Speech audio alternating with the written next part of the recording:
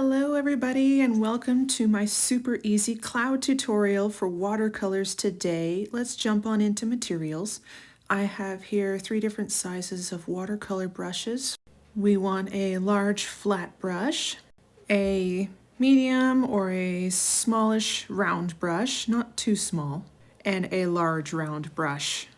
You always want to make sure that you have a large enough brush for the job, especially for backgrounds, so that we can avoid streaks. Here we have a eyedropper for taking clean water into our paint mixes, a scrap piece of paper to try our colors out on, ultramarine deep, permanent violet, and Payne's gray for our watercolors. I also have a paper towel. I'm using shop towels from the automotive department at Walmart because they're so much sturdier. A palette of your choice. This is a disposable party plate from Amazon. 2 cups of water. One is to remain cleaner and the other one is to be our dirty water for washing our colors off in. And watercolor paper. I am using cold pressed watercolor paper and I've taped it to the back of a sketchboard using artist tape. This will help to prevent some of the buckling when it gets wet. Okay, and let's get started using the smaller of our 2 round brushes. The first thing you're going to do is to get it wet in one of your waters.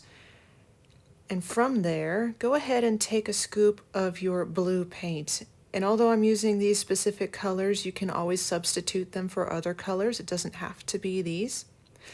Using my eyedropper, I'm also going to take some water from one of those glasses and add it to the paint so that we can make a nice loose wash for our background. This is going to be our sky color. Always mix more of this than you think you will need.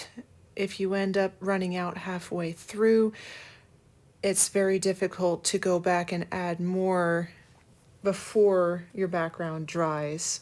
And I like to have a very bright color scheme. You may want a duller one. I'm going to go ahead and add a little more blue to this to make it even brighter.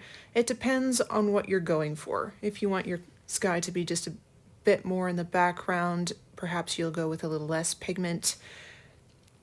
I probably did this a little bit too bright, but it's a lot of fun, so we'll go with it.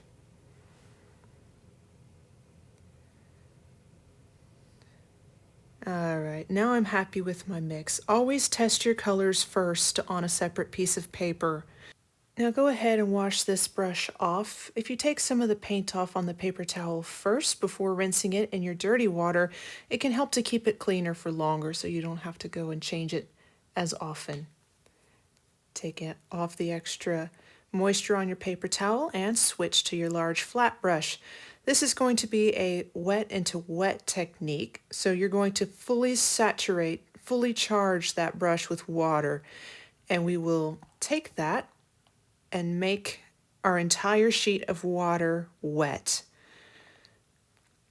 Try and cover it with water as rapidly as you can so that we don't end up with one end drying before we've fully covered it. And look to make sure that you have covered it evenly on all edges. We don't have any streaks of unwet paper, and that it is not holding a puddle on any particular spot. What we're looking for is for our paper to be glossy, but not swimming. If you pick up your paper and it's running, then it is too wet. You can see how mine is just shiny. It's fully wetted. There are no dry spots. Now you're going to switch to your larger of the 2 round brushes. Again, get it wet first and pick up as much of that blue paint as you can. Fully saturate that paintbrush and begin to block out the areas that you want to be blue sky. You can follow a reference photo or just feel it from your gut where you want those clouds to be. I'm just kind of letting the paint tell me where it wants to go at this point. And map out the areas that you want to remain white. Don't worry if you get little speckles. They will spread out on the wet paper and become cloud shadows.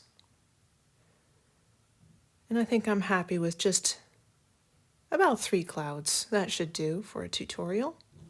Now we'll let that blue spread out a little bit on our wet paper. Go ahead and rinse this paintbrush off so that we can go back to our smaller paintbrush and mix a shadow color for our clouds.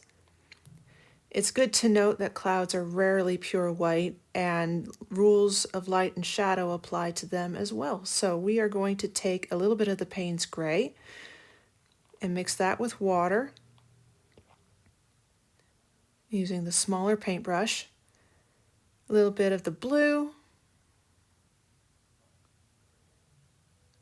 and some of our purple as well. This will make a nice contrast to the sky. I'm counting on my background to become drier, but not entirely dry by the time I add this. And that was a little darker than I'm looking for, so now I add in a bit more water.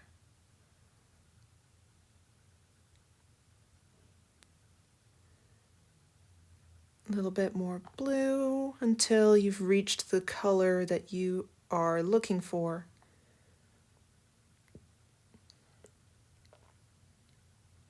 All right, now I think I'm happy. So taking that same brush, let's go in and give ourselves a little bit of a shadow shape along the bottom edge of each cloud and a little bit towards the inside to give us some texture. Go ahead and overlap that on the blue just a little so that we don't see unshaded cloud coming out from underneath.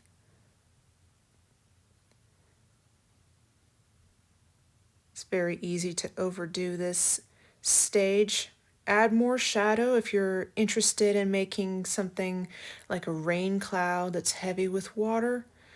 It might be a little bit darker, or if you want a really light, puffy, happy sort of sky, perhaps hold back.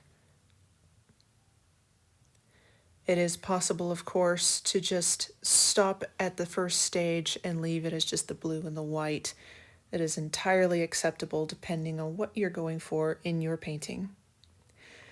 All right, we're going to go back in with our larger paintbrush, which is just damp. I have no paint on it, to go and smooth out a couple of those edges of shadow.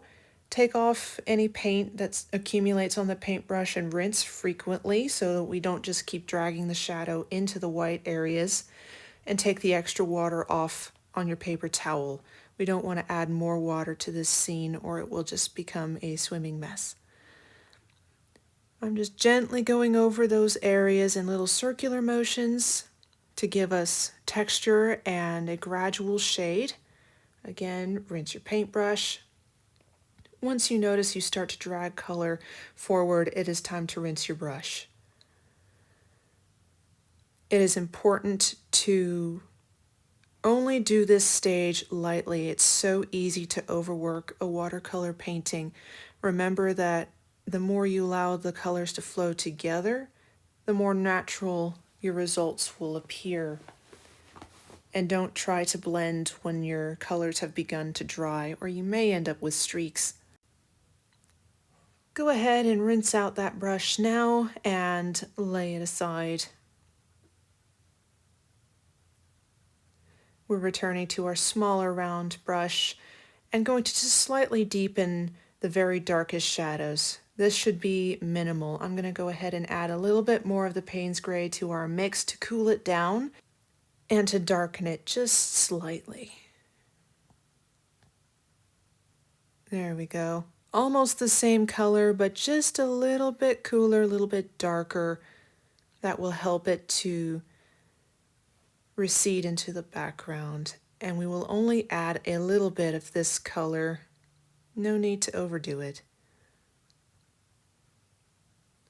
And this will only go on the areas of cloud receiving the least amount of sunlight. And I'm imagining we've got sort of an upper left area for the sun, and it's shining down from the upper left corner more or less.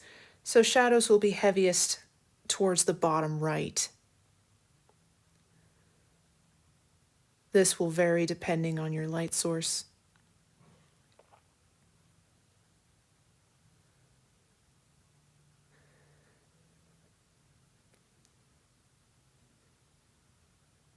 Go ahead and rinse off your paintbrush.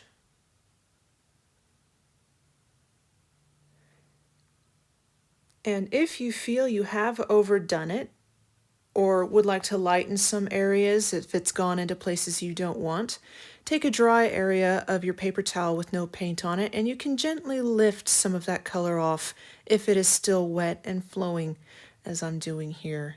It's a handy tool to reshape clouds, although it is important to note that you cannot regain bright whites this way. It will be a little bit stained from your colors,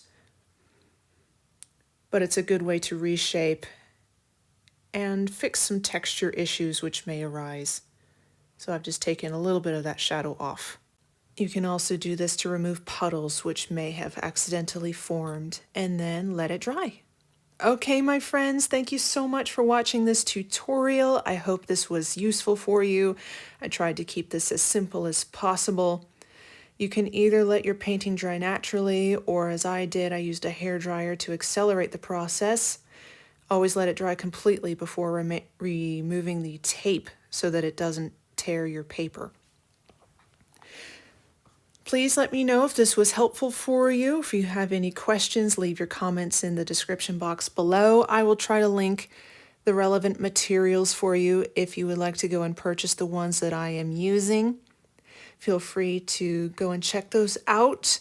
If there are any tutorials you would also like to see me cover, be sure to leave that in a comment as well. I love hearing your suggestions and it helps me to improve my channel because I want to make the best videos I possibly can for you guys.